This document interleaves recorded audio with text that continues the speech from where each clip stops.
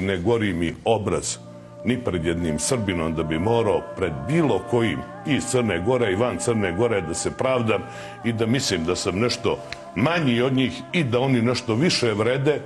Crna Gora je nekada bila srpska država, danas je i srpska.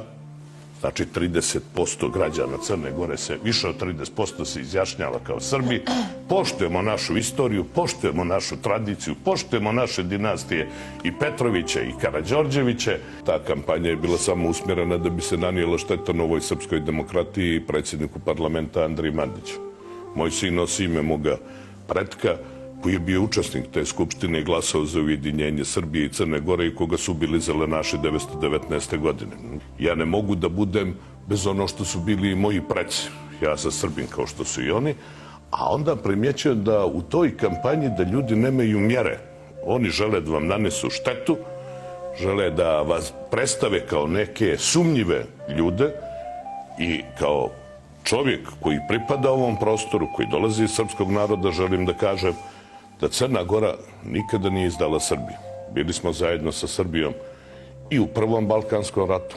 Bili smo prvo zapravo sa Srbijom kada je bila Nevesinjska puška.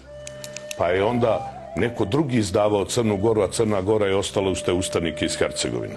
Pa smo bili zajedno u Prvom Balkanskom ratu, pa smo bili zajedno u Drugom Balkanskom ratu, pa smo bili zajedno u Prvom svetskom ratu, pa u Drugom svetskom ratu, pa smo bili zajedno 1991. godine kada se raspadala Jugoslavija, pa je Crna Gora bila zajedno sa Srbijom kada smo bombardovani 1999.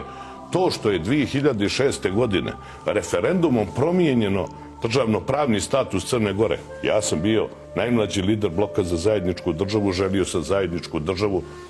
Ljudi su tog trenutka i međunarodni faktor podržali, stvorila se nezavisna Crna Gora. Prošlo je 20 godina od tada. Ova država i ova mlada generacija, 20 novih mladih generacija imaju pravo na život.